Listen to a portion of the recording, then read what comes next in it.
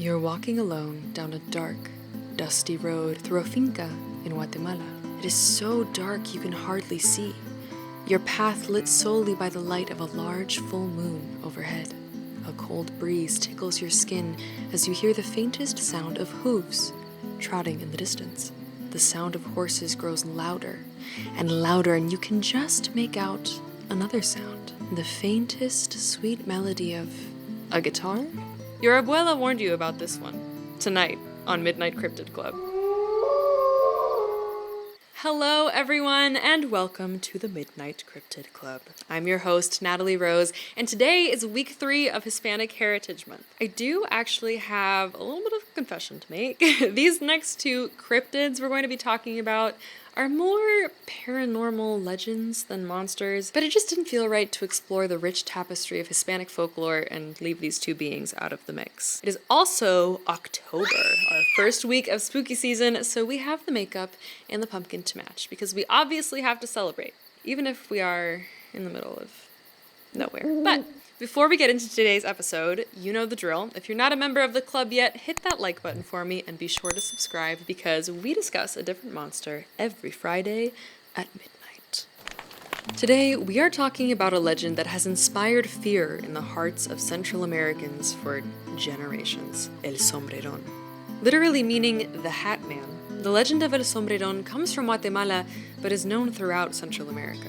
And while the name the Hat Man may sound funny, the legend is not. El Sombrerón is something of a boogeyman, or demonic figure in Central American culture. He is said to go after unsuspecting young women with long hair and large eyes. Once he chooses his victim, he will hitch a pack of mules outside the family's home and serenade them to lead them closer. Once they are near, he will begin to braid their hair. If he finishes the braid, the victim is trapped under his spell and fed dirt and dust until they waste away. Perhaps the most famous iteration of the legend is about a young woman named Susana.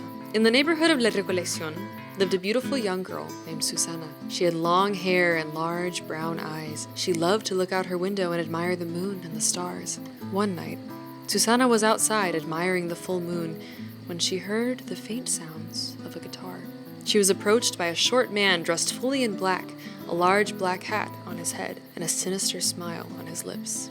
He began to speak with her, complimenting her beautiful hair and lovely eyes. He played her a song from his silver guitar, but was cut short by Susana's parents. They were awoken by the sounds of the guitar and ushered her back inside. That night, she could not sleep.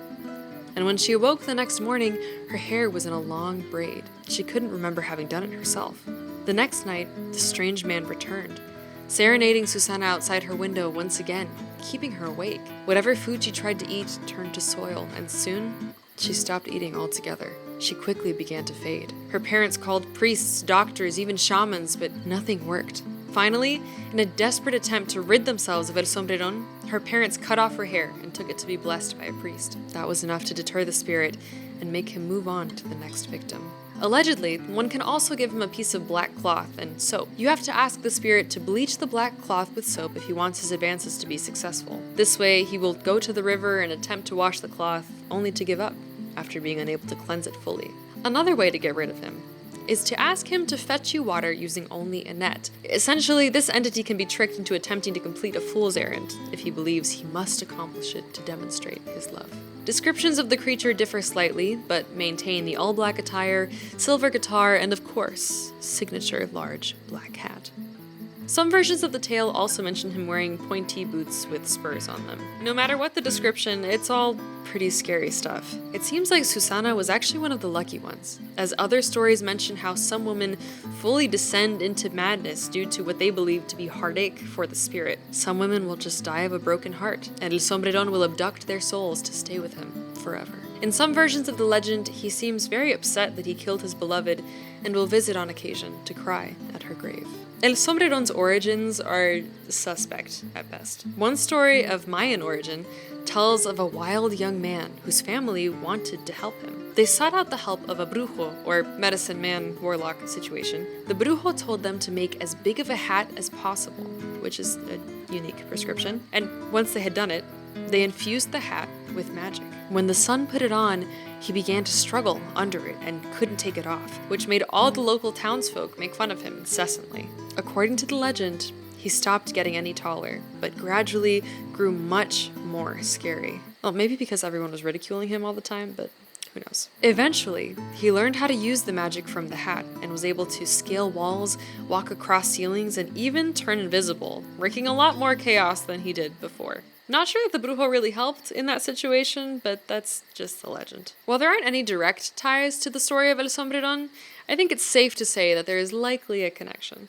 Some people believe he was a poltergeist, like the story that we just talked about. Some believe he was a demon. Others believe he's Satan himself. There are other entities from nearby countries that have their own takes on this Sombrerón-ish character. For example, in Mexico, El Charro Negro is a similar figure, a mysterious horseman dressed all in black, often linked to the devil himself. One of the things I love most about learning these stories are the cultural deductions that we can make about the morals they're trying to teach us. In Hispanic culture, long hair is seen as the beauty standard for young women, and cutting off the hair is seen as a rejection of the vanity that can come with this beauty. That's why cutting off one's hair is one of the only ways to rid themselves of the monster. Parents use the parable of Susana to warn against vanity and ensure that their daughters are wary of strange men. They warn against falling for a suitor too quickly. El Sombrerón continues to be a figure in popular culture today. There's actually a really great song by Guatemalan folk singer Gaby Moreno. Her whole Postales album is great, so I encourage you to check that out. There's also been a few on-screen adaptations of the legend, with another one set to be directed by Guatemalan director Jairo Bustamante. His debut film, Ixcanul, is actually an incredible look into Kachkel culture. If you find that kind of stuff interesting, you should totally check that out too. It's a great film. Alright everyone, that wraps us up for the day. Thank you so much for spending the evening with me as we discuss this pretty frightening creature.